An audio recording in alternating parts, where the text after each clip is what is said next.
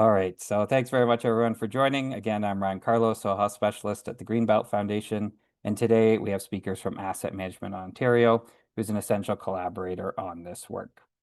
So to begin today's webinar, the Greenbelt Foundation acknowledges that the land we meet on and strive to protect consists of treaty lands and is the traditional territory of the Anishinaabe, Haudenosaunee, and Huron-Wendat. The Greenbelt is now also home to many other diverse First Nations, Métis, and Inuit. We are grateful to the First Peoples for stewarding the lakes, rivers, and wetlands, as well as forests, ravines, and healthy farmlands in the Greenbelt, and for their care of the land on Turtle Island. We respect and are inspired by the deep connection of kinship that Indigenous peoples have with the land. We recognize that the Greenbelt is based on the land management plan developed by settlers, and we as a foundation have a responsibility to ensure the work we do reflects the continued efforts and rights of the First Peoples of this land.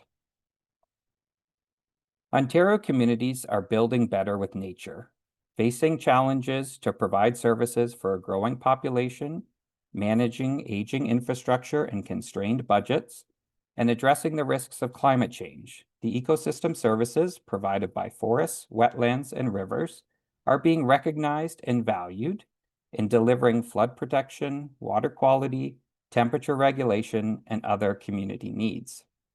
In a growing number of instances, ecosystems are specifically integrated as assets to be maintained in municipal operations, infrastructure projects, and budgets. Wider benefits of these actions include cost-effective solutions that can be half of the cost of traditional gray infrastructure, preserving and enhancing healthy green space in communities, and building resilient communities in a changing climate. Our report, Natural Asset Management, Advancing Policy Innovation and Municipal Leadership, provides municipal councils with immediate actions they can take to drive innovation and/or support staff already working to value and enhance natural assets.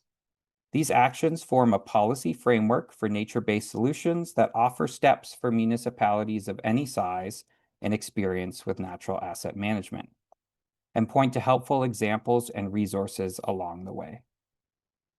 While this report is relevant to any municipality in Ontario, we want to recognize that the Greenbelt is an immense and irreplaceable natural asset in Southern Ontario, particularly for the Greater Golden Horseshoe region. The Greenbelt Foundation has been investing in the development of professional norms and standards for natural asset management and municipal natural asset inventories as a way to embed this value in municipal operations and in turn the need for its continued protection and enhancement. The value of provincially significant wetlands alone in the Greenbelt equals $224 million annually in flood protection for adjacent populations. In total, the Greenbelt provides $3.2 billion in ecosystem services annually to Greater Golden Horseshoe communities.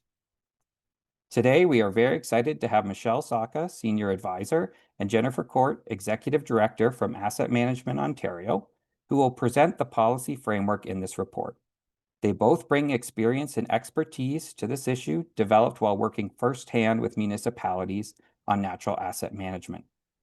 This report is set for release in the coming weeks, and all of you will receive a copy to your email when it launches. If you have any questions throughout the webinar, please type them in the chat, and I'll be making a list to ask Michelle and Jen at the end of their presentation. With that, I'd like to pass it over to Michelle to begin. Good afternoon, everyone. Thank you very much, Ryan, for that great introduction. I am going to start off today with an introduction to natural asset management and then provide a little bit of information about this particular project. And then Jen and I are going to go through some of the recommendations that were coming out of this work. But before we go any further, let's make sure we are all speaking the same language. And this project's definition of natural assets is preserved, restored, or enhanced natural resources and ecosystems. And what's also helpful, I think, is that we have included a list of natural asset types. We've highlighted three of the big ones with graphics, so forests, rivers, and wetlands, but we've also included a pretty comprehensive list. It includes all the different types of natural assets that came up in the documents we reviewed for this project and with the people we talked to. And I'll draw your attention to just a couple of the more fuzzy ones, like parks or street trees. We do include those in our list, so we are considering those as natural assets for this work. Now, in Ontario, unfortunately, it's not quite that simple because we also need to be familiar with the term green infrastructure and understand how it is related to natural assets in our legislative context. So Ontario uses green infrastructure as an umbrella term that encompasses natural assets, but also includes hybrid and engineered assets like bioswales and permeable pavement. And so the key point here is that saying green infrastructure in Ontario means natural assets are included. So if you see a green infrastructure asset management plan, it will include natural assets within that. And Ontario was actually the first senior level of government to define green infrastructure. In 2016, they did it in their provincial policy statement, which is now the provincial planning statement, but the definition is still in there. And then this definition has been used as the basis for including green infrastructure in other regulation and legislation. And most relevant to this webinar is that it was included in Ontario Regulation 58817, and that's Ontario's asset management planning regulation. And in that reg, green infrastructure was included within the definition of a municipal infrastructure asset to be included in asset management plans. Another piece of Ontario context related to natural assets is conservation authorities, and they play a crucial role in the management and protection of natural assets, including natural heritage systems. And these systems, and that word system here is really important, they are trying to achieve a network of interconnected natural features and areas. And this slide shows a graphic. It's just one example. It's from South Nation Conservation Authority, where they're showing their connectivity goals between their natural areas. And I chose this example because it's a rural context, but this gets applied across rural and urban and suburban areas in Ontario. And what's important here is to remember that municipalities and conservation authorities have been advocating for the protection of natural heritage systems for decades in Ontario. So natural asset management really needs to complement and help bolster that amazing legacy of work that exists in this province. Okay, so that's natural assets. Let's talk a little bit about natural asset management. And the first step for this work was to formalize a definition of natural asset management, and that's the one on the screen here. So natural asset management is the practice of identifying, valuing, and managing natural assets to provide critical municipal services. That is, we are trying to get these assets appreciated and managed just like any other piece of infrastructure, not as nice to haves, but as essential service providers. Whether it's a forest that provides recreation space, or a wetland that helps manage stormwater, or a tree canopy that reduces urban heat. These natural systems deliver services. And our goal with natural asset management is to make sure these services are visible in decision making, that they're accounted for in asset management plans, funded in budgets, and maintained over time so that they can keep delivering those services to our communities. Alrighty, but this sounds great in theory. What does this actually look like in practice? And this is where I find there is sometimes some confusion. So in this work, we really wanted to clarify and differentiate between two complementary but different fundamental approaches to natural asset management. The first is the integration of natural assets into traditional asset management planning. And the second is the integration of natural assets into other municipal policies, plans, and bylaws within the planning process. And both of these approaches are important, and they're definitely not mutually exclusive. You need them both. But the details, the methods, evaluation approaches are different depending on which approach you are talking about. And what I found is that if that approach isn't clear up front, we can actually somewhat limit its effectiveness because it can lead to us not prioritizing the right information that's needed for the key decision points within that particular approach. So this key differentiation is going to play an important role in how we've structured this work, how we've structured this webinar, and we'll come back to it in a minute. But I do want to take a moment to introduce the specific project we're presenting on today. And the report that's coming out, the goal of that report was collaboration between the Greenbelt Foundation and Asset Management Ontario to undertake research to identify meaningful policies and recommendations that municipalities, and in particular municipal councils, could adopt for advancing natural asset management in Ontario. And our methodology for this research aimed to be very clear about differentiating asset management opportunities from planning approaches, while ideally finding areas for stronger integration. So our first step was to review municipal asset management policies and plans. We were really looking for the ones that had natural assets in them. And then we looked at the exemplary plans related to natural assets and tried to identify some common approaches and key differences between how it was done. We then reviewed related municipal plans, policies, and bylaws to identify opportunities for natural assets, areas of overlap, and chances for stronger integration. And then we conducted interviews with municipal staff and subject matter experts in both asset management, environmental science, and planning to understand success factors, opportunities for improvement and alignment across different policy areas. And all this work was guided by an amazing advisory committee of subject matter experts in Ontario. And in the end, the report has 24 recommendations for councils to consider. And this is a snapshot of what one of those recommendations looks like in the report. So we state the recommendation, it's followed up by some short bullet point rationales, and then an example or sometimes multiple examples. And as I quickly mentioned, the recommendations are directed to council action. We don't expect councils to do all four. This is a list of options or leadership opportunities. And to be honest, I was like a little bit skeptical of making this report targeting council. I don't think most councillors are necessarily going to read the whole thing, but it was really helpful to help us distill those recommendations down, make them more concise and targeted. And I think it helped them be more direct. And as a result, I think this overall report is actually more useful for everyone. So I was very sold on this report, and I'm very proud of the recommendations we've come up with together. So let's dig into some of those recommendations. They are organized into 4 sections.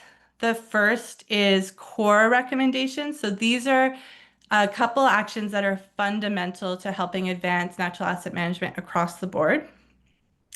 The next 2 sections, if you haven't already guessed, are recommendations related to asset management and then recommendations related to other plans and policies that support natural assets.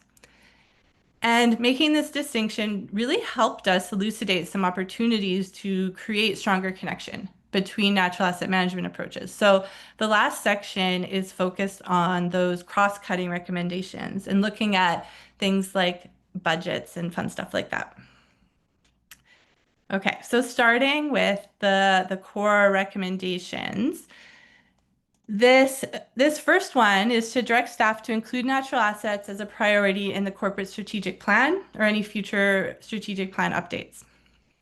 So the corporate strategic plan is where a municipality sets its big picture vision and priorities. So when natural assets are included in a strat plan, it signals strong commitment to valuing and protecting those assets at the highest level of governance. we found this was particularly true and useful for small and medium-sized municipalities.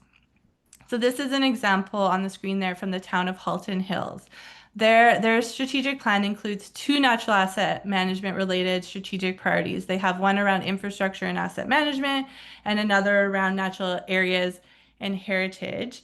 And these priorities being in their strat plan have helped staff make the case to council for funding and support for natural asset projects, including the development of their green infrastructure asset management plan, which is underway. The next core recommendation in the report is to request natural assets be incorporated in all relevant plans and strategies. So we first highlighted the importance of the strategic plan. That is very, very helpful, especially for small municipalities. But there are also over a dozen other types of plans where nature should be integrated. This is because natural assets provide so many benefits. They support so many municipal priorities, things like climate resilience, active transportation, biodiversity, stormwater management, community health, water supply. And so integrating natural assets across plans helps nature's contributions be recognized, but perhaps most importantly, it reduces the reliance on a single document to champion its importance. It's getting in there in all those ways in which it benefits municipalities. And this is a great example from the city of Mississauga. This is their stormwater master plan, and it includes natural assets like wetlands and green space for their contribution to stormwater, managing stormwater runoff. And they include both natural infrastructure and built infrastructure, which they summarize beautifully. So I pulled that out for this slide. They also include understanding natural systems as a step under one of their four core themes. So this master plan is a wonderful integration and appreciation of the role of nature, natural assets in stormwater management plans, which don't always include them. Okay, so the last core recommendation is getting a little bit more in the weeds, but this is to request staff use consistent definitions and terminology when including natural assets in presentations or reports to council. So as we've already seen today, like there's green infrastructure, natural assets, natural heritage. What's really important is that within a municipality, we should be trying to use clear, consistent definitions for natural assets. So whether that falls under a category of forestry, urban forestry, natural areas, natural assets, natural heritage, and we saw all five of those plus more in our review. The important thing is that being internally consistent and writing out clear definitions helps reduce confusion across departments and supports strong decision-making and understanding at the council level.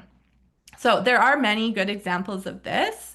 We pulled out a couple examples here, one from a medium-sized municipality like St. Catharines, and then carrying on from that last example, Mississauga's asset management plan, separate from its stormwater management plan, did a really good job as well, defining their terminology and how they're going to describe natural areas or natural assets.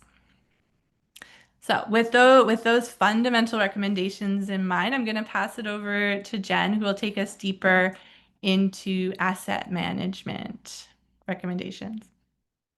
Great, thanks, Michelle. Yeah, so let's dig into some of the asset management specific recommendations. First of all, we start by recommending that council direct staff to include natural assets in any updates to the corporate asset management policy. So that's really the precursor to the plan, sets the stage for what will be included in your asset management planning. And it's very important for natural assets to be included in that asset management policy to then support their inclusion within the asset management plans. And this slide includes an example of how the City of Waterloo included natural assets in their asset management policy update.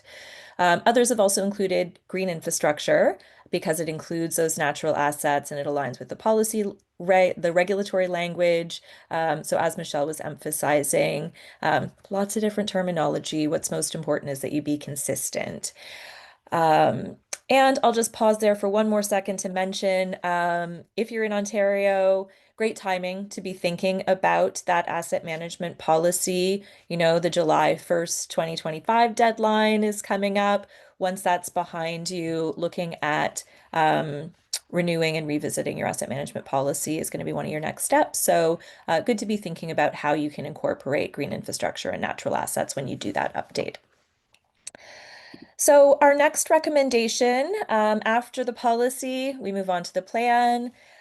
So our recommendation is to ask that asset management and environmental staff work together to undertake a natural assets inventory and then direct them to consider working with their local conservation authorities as appropriate.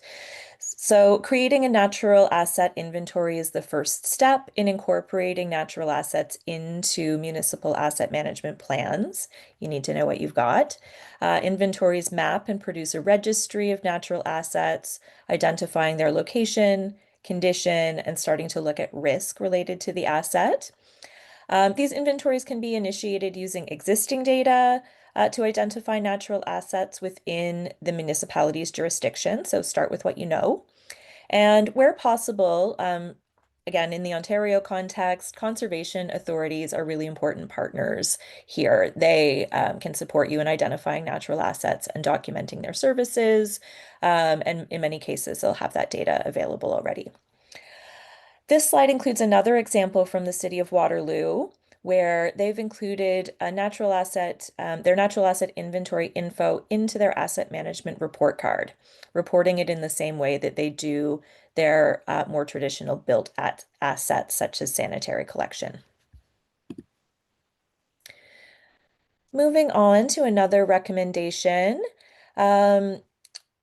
Request to participate in asset management committees, workshops, and training sessions, including those focused on natural assets. So again, these are all framed as council actions, but this is a great recommendation for senior staff as well. Strengthening council and senior staff education on the role of asset management is essential for supporting sustainable, cost-effective infrastructure and service delivery. This education includes understanding the full life cycle services and costs provided by infrastructure, which will then enable better investment decisions.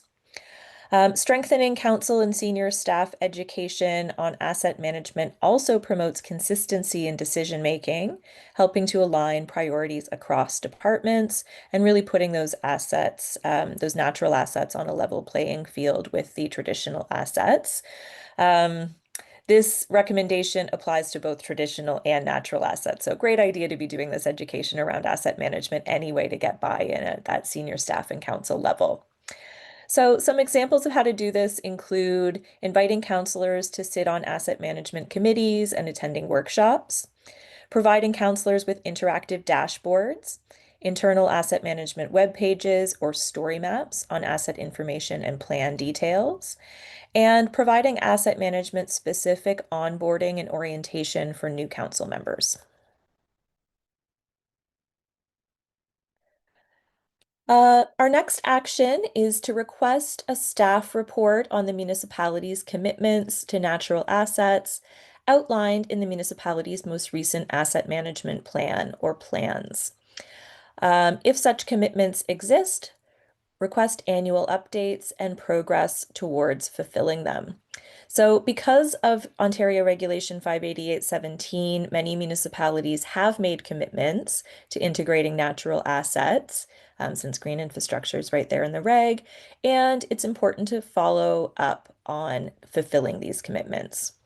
Reporting on progress towards incorporating natural assets should be completed as part of OREG 588-17's annual review requirement. So again, looking ahead to some of those requirements after the plan update in this July, there is that annual review requirement, and it's a great time to be thinking about what progress you're making. And we'll share a quick example on that front. The City of Ottawa has established a solid framework for integrating natural assets into their Green Space and Forest Services Asset Management Plan.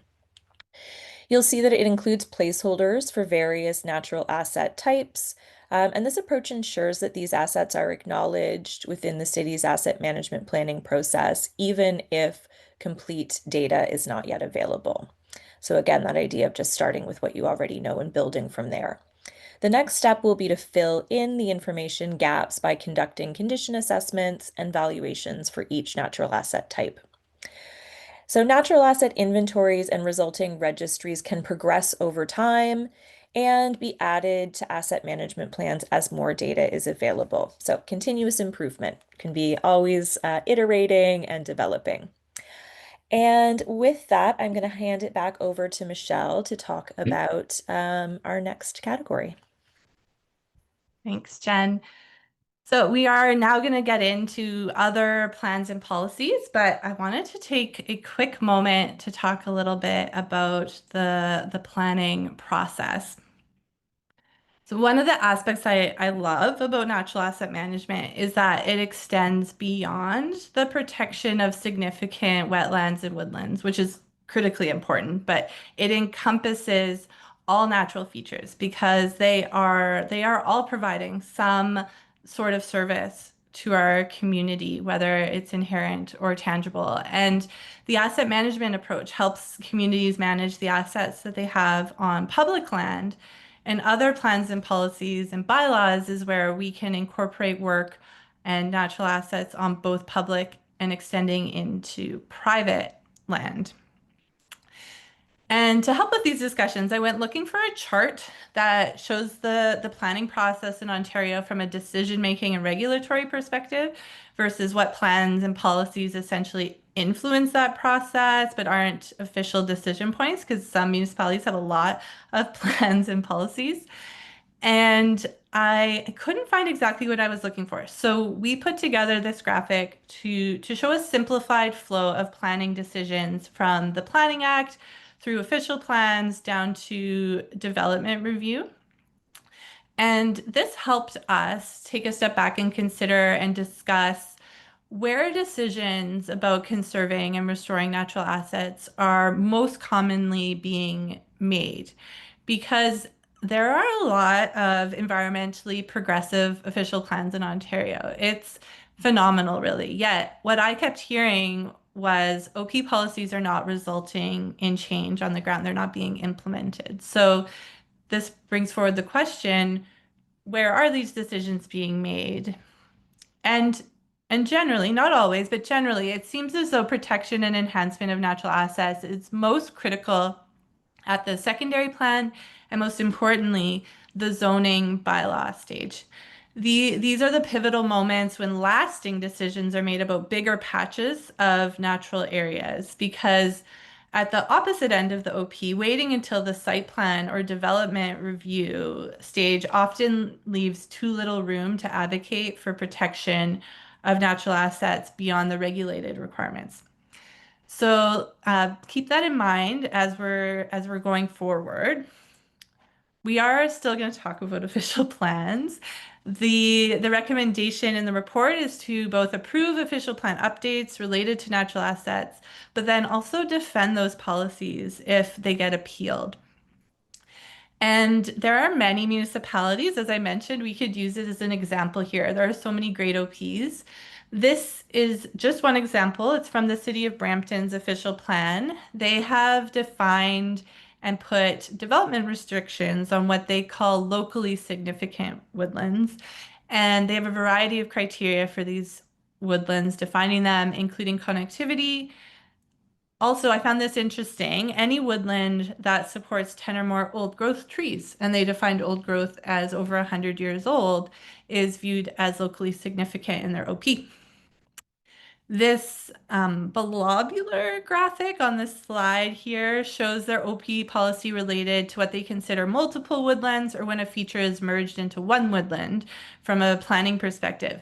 And these types of details are also really helpful when it comes to integrating with asset management, because they help clarify in the inventory, what is woodland, what is one woodland versus what is three woodlands. And they're very clear with Brampton that this is one woodland. That little connecting piece creates a contiguous woodland space.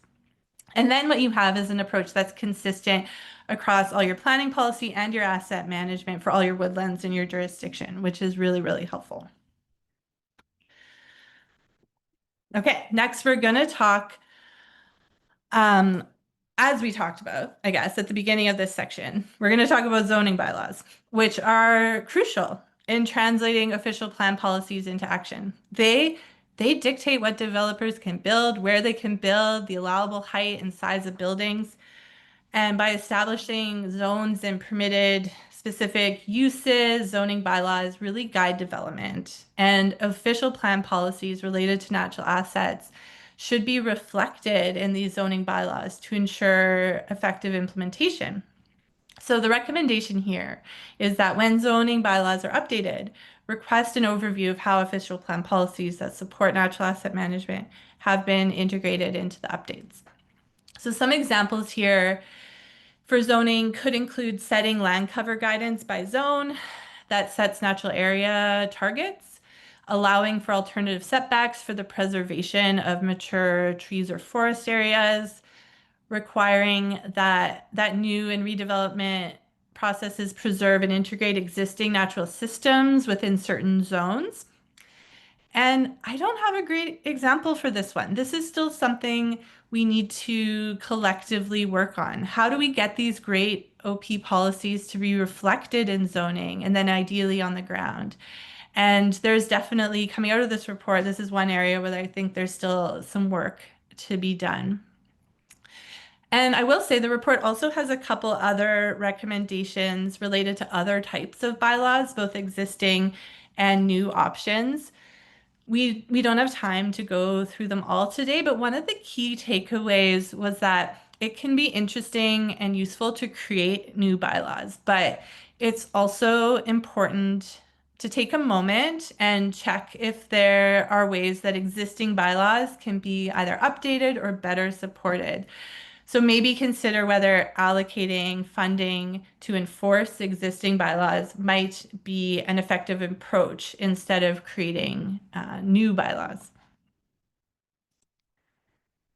Okay, so the last planning related recommendation we're going to highlight is to direct staff to use watershed planning to identify priority natural assets for protection and restoration on both public and private land, and suggest they collaborate with the Conservation Authority where available. So asset management planning traditionally focuses on those customer-based services and not so much on the ecological-based management. And that's where watershed plans are really helpful because they're focused on ecological health. And both perspectives are really important for natural asset management. Watershed plans have a lot of useful purposes, but in particularly, we wanted to highlight their potential, their utility for identifying restoration areas. So this slide has one example from the Toronto and Region Conservation Authority. This is the Carruthers Creek Watershed Plan in Durham Region, flowing through the cities of Pickering and the town of Ajax. And this plan was developed collaboratively, and they used it to identify priority restoration areas within the watershed. And these areas are shown in like the red circles on this map. And for the second circle from the bottom, they use that watershed plan to support a funding application for the Carrison Wetland Restoration Project, which is pictured here. Created and expanded marsh and swamp wetland habitat as part of that project. They also decommissioned 2 old farm ponds and their associated infrastructure. So this is like an ideal example of what watershed planning can look like. It can be undertaken collaboratively, potentially led by a conservation authority if possible, and resulting in some on-the-ground natural asset restoration opportunities. Okay. So we're going to shift now to our last topic, and this is cross-cutting recommendations. So these are recommendations that kind of bridge departments, sectors, or scales of policy.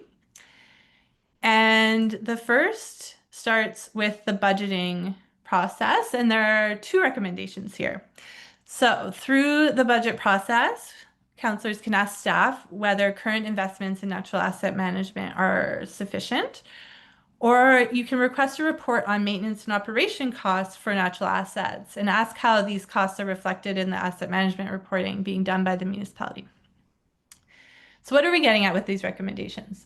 Often, the initial case for natural asset management can be made effectively through budget planning and emphasizing operations costs and management costs. So natural assets can incur maintenance and operation costs, just like traditional assets. Activities like invasive species management, erosion control, hazard tree removal, reforestation, restoration.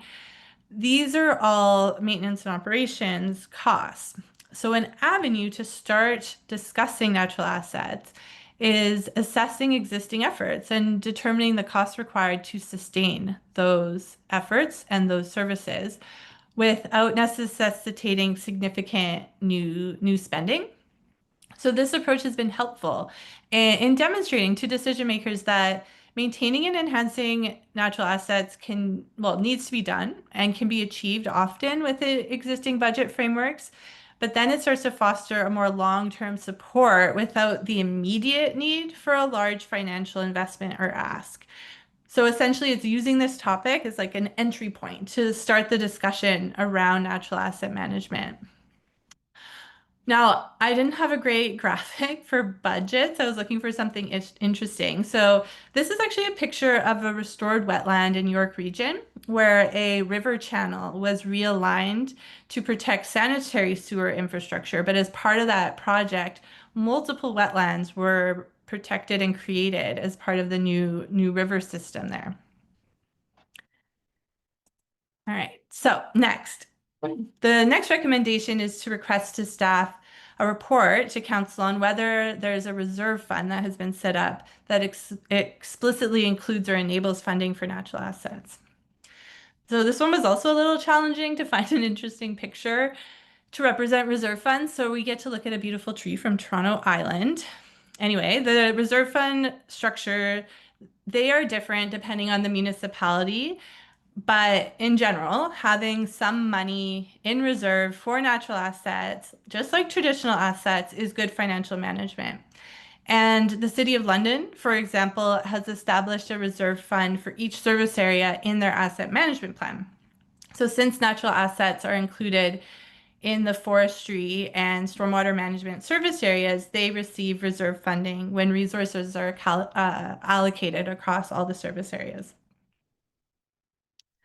Okay, this next recommendation, we're going to loop in climate change considerations. We haven't talked about climate change a whole bunch, but the recommendation here is specifically when an asset management plan is presented, ask how climate risk was incorporated and integrate those two processes.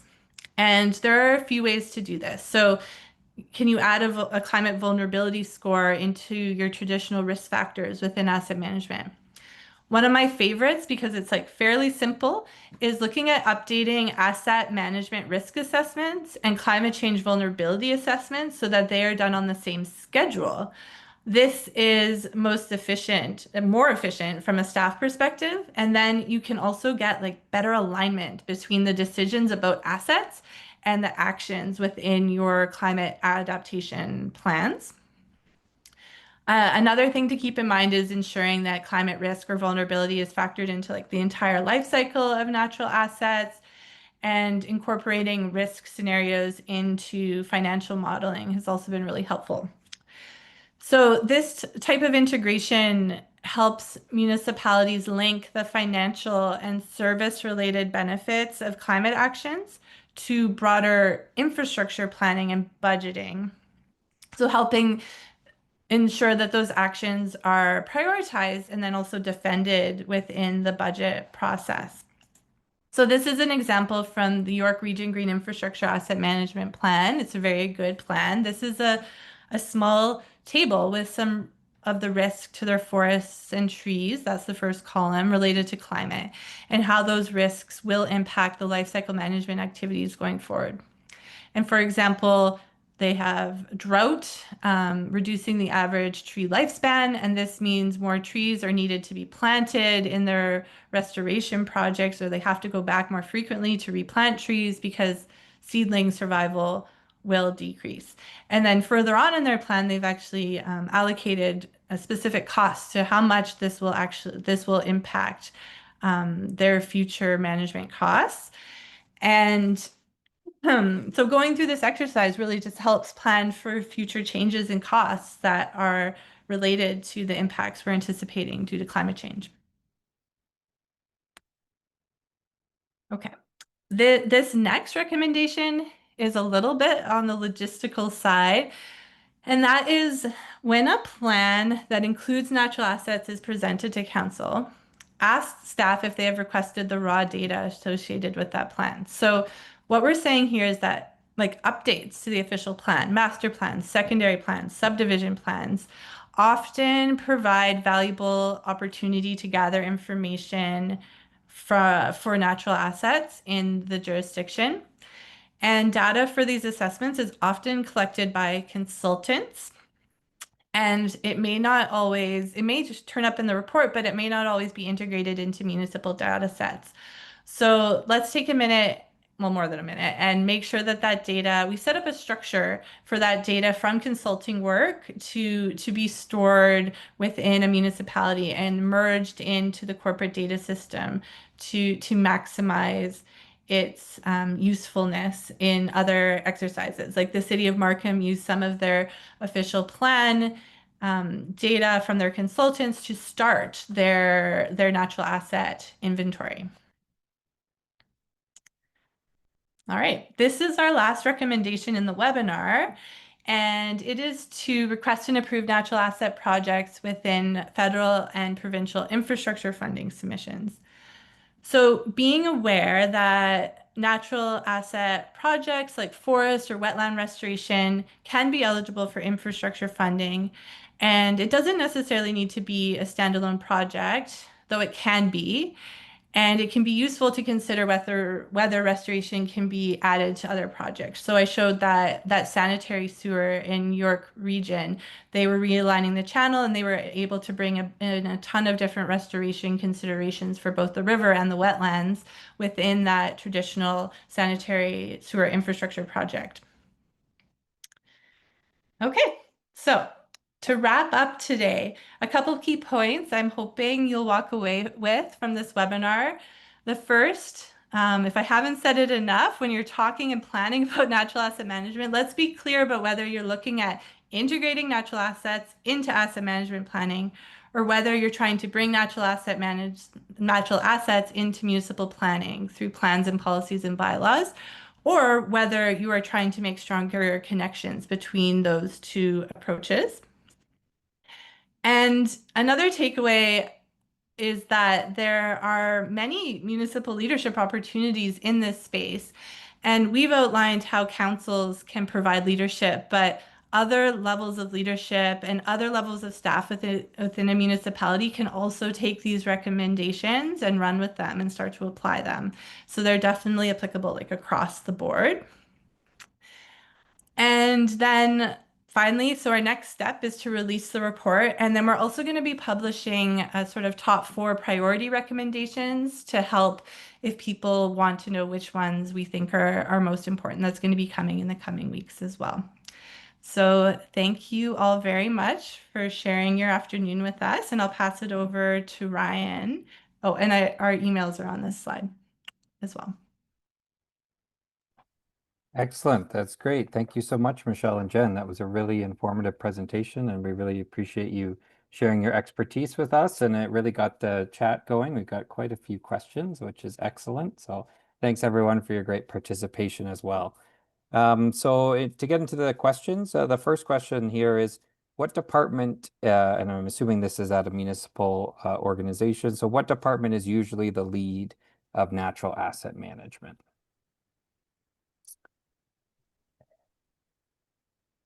Yeah, hi Julie. I I mean, Michelle, I'm interested in your thoughts on this. I don't know that there's a usual lead.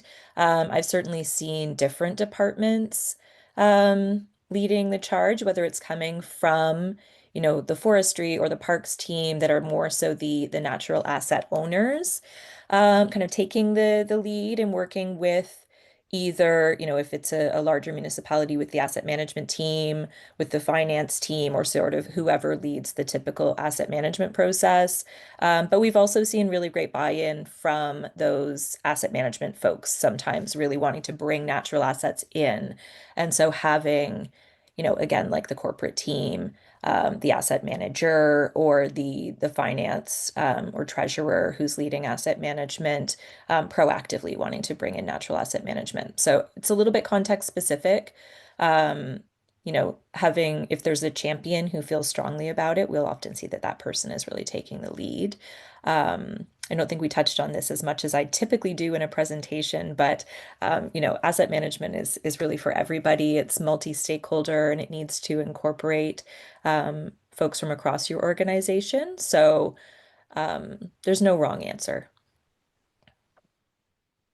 Yeah, Excellent. I was going to say it's context specific, so pretty much the same thing. And I will say, as I said it a few times, like that's within asset management. If we're talking about like the planning policy perspectives, obviously environmental planners are often the ones taking the lead. But yeah, I think Jen really hit it on the head with the champion piece. Like we've seen transportation departments take the lead on natural asset management and advocating for that. If because they see a lot of natural assets within their right of way in some of their areas. So it's different depending on the municipality. The key piece for the asset management side is to have the whoever is the center of corporate asset management to have them very involved, if not leading it. Excellent. Thank you both, Michelle and Jen, for that great response. Next question here is there a standard guideline that we can follow for establishing definitions and terminology, and specifically looking for guidelines for small rural municipalities who may have smaller capacities for this type of work? Yes, and that is something. So I'm hoping that the list I mentioned at the beginning of this report um, really took our time with that and really, in my mind, viewing that as somewhat of a checklist to think about the different natural assets that you might have in your rural municipality. And what I would love to do next with that checklist is like help build some standard definitions of those as well. Yeah, I will say, you don't need to reinvent the wheel. You can look at the definition of green infrastructure that's included in the PPS and in the REG. Um, Green Infrastructure Ontario Coalition has some good definitions. Michelle showed the infographic early in the slides that came from Geo. That also includes some examples of those other, hybrid and engineered assets that fall under the broader green infrastructure umbrella. So there are a lot of resources out there. You can look at what other municipalities have done and follow along.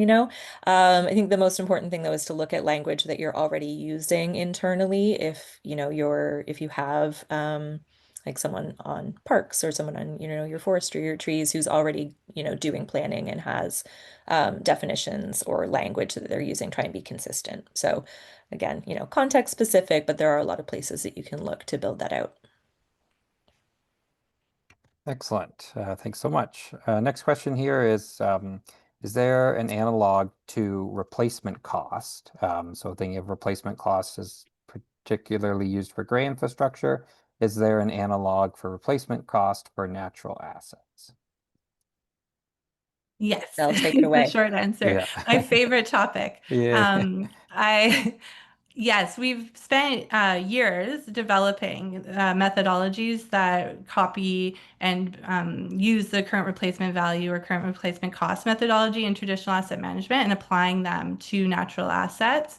So there are ways to do it. Certain assets are more at a more advanced stage, forests and trees. We're actually in the process of putting together a detailed guidance book on walking through how to do that. And that will be out by the end of the year, hopefully.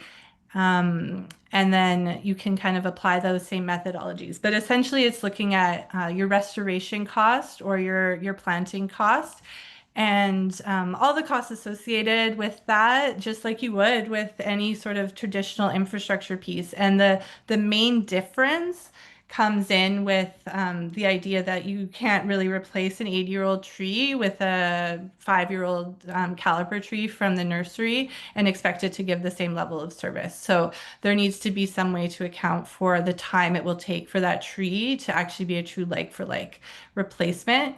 And so that's what there are some ways to do that to account for like the size of the tree and to appreciate the asset value based on the size of the tree to account for that time gap.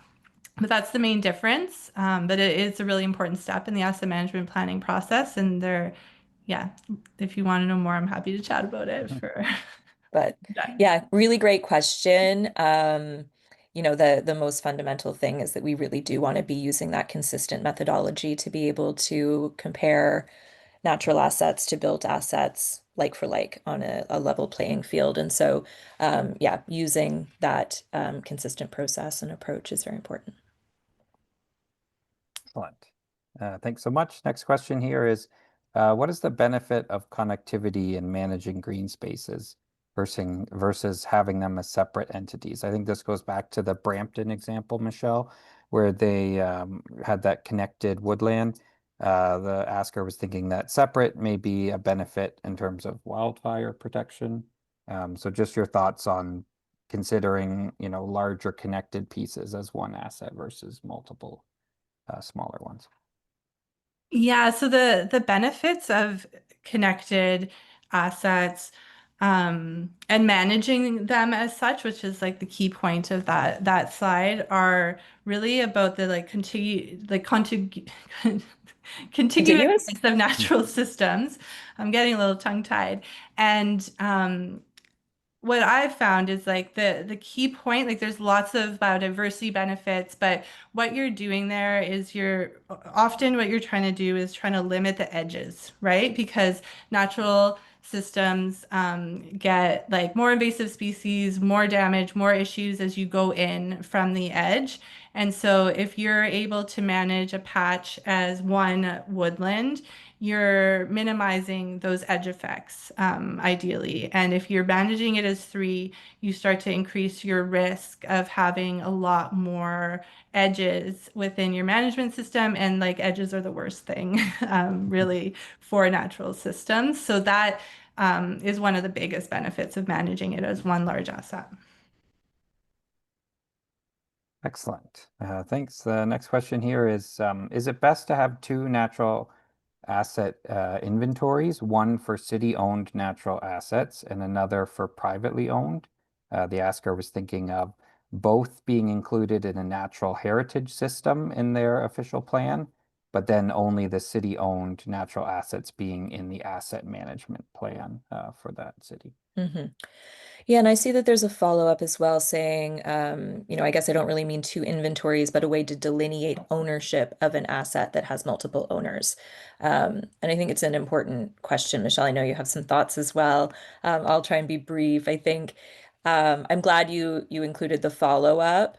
I wouldn't necessarily recommend two inventories, but you certainly if you're going to include assets that are not municipally owned in your inventory, you definitely want to be able to identify which are municipally owned and which are publicly or privately, sorry, which are privately owned. Because, talking about that asset management process, especially under the reg, the focus really is on municipally owned assets. So you want to be able to differentiate. Certainly see some arguments for including privately owned assets if you're thinking about that broader management. And so, yeah, perhaps I'll hand it over you to Michelle for your thoughts there. Yeah, I mean, I think the most important thing is to be able to delineate ownership. And I'm a big fan of like attributes within your inventory. Let's talk about attributes. Like, we don't always need the hierarchy or multiple inventories. Like, we can solve a lot of these problems by just having another attribute category of information. So I think it is really, really important to be clear about what is private and what is publicly owned, because as Jen said, like the asset management process, the like to like, and like making it on par with your pipes and your roads and your street lights, you really want to be focusing on what you have control over, like direct control over, which is the municipal owned assets. But then, in the broader natural asset management, we know that the privately owned lands are really important for like a variety of reasons, and they provide services to municipalities, even if they're on private lands. So having those defined as well is really helpful. Just being able to differentiate through those attributes is key.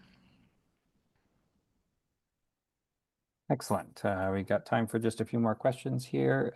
Next one I see is, what is the role valuation approach for lot level living architecture and permeable surface? This is treated urban forest canopy, front and backyard planting and care.